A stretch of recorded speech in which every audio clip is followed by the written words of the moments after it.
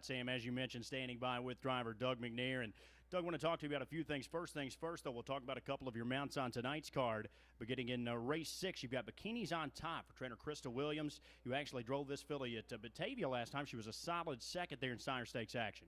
Yeah, she raced real good there.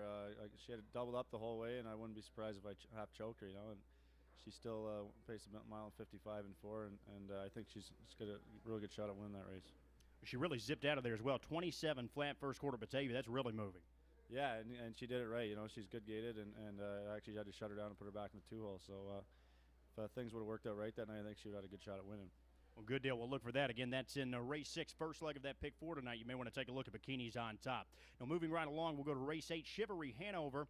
This one for your father, a trotting filly. You drove this one up there in a stake at Mohawk. Was a game second there after a first over trip. Yeah, it was a real tough trip, and she showed it how good she is, and she came first over and did it the tough way, and still hung on for second. She raced really good that race, and last week in Vernon, same thing. She went to the front, had cheap enough fractions, and she ended up winning. So Dad owns her himself, so I'd like to get as much money as I could with her. Well, that's right. And speaking of that, now you've been driving a lot of top stakes horses for everyone, it seems, but is there any added pressure when you're driving for your father? No, he's probably one of the easiest, or if not the easiest to drive for. He doesn't say much on the way out, and if things go wrong, he turns the page in the next race, so he's great to drive for.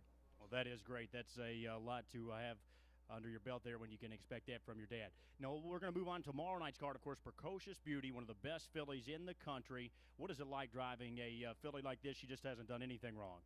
Well, yeah, she's been great so far. She's 4 for 4 up in Canada, and excited to get to drive her down here. It's a fast track here, and I hope things work out for her. She's just a monster to drive. You can versatile. You can race her both ways, on the front and off the pace, and that's what makes a good horse great. And that's true. Either way for Precocious Beauty. And one other one, Barefoot Beauty. Now, this is going to be a long shot tomorrow night. You actually just set the track record with her at Batavia, 54 and change. That's a huge mile for that track. Yeah, exactly. And she did it the hard way. She got away 6, I think, and come along first over, and she paced around them down the backside. I think she went 28 flat or something around there, and paced home good, or maybe even 27 down the backside. So she's quick enough, and if she gets the right trip, I think she'll be right there with them. I know you seem to be competing more and more in the United States here recently, Doug. Any plans for the future, maybe a move somewhere in the States with the uncertainty in Canada? Yeah, well, it's always a possibility. I'd love to race the Meadowlands someday. My whole life I always watch races from there, and to think about driving there is just a dream. So maybe someday see myself in the Meadowlands.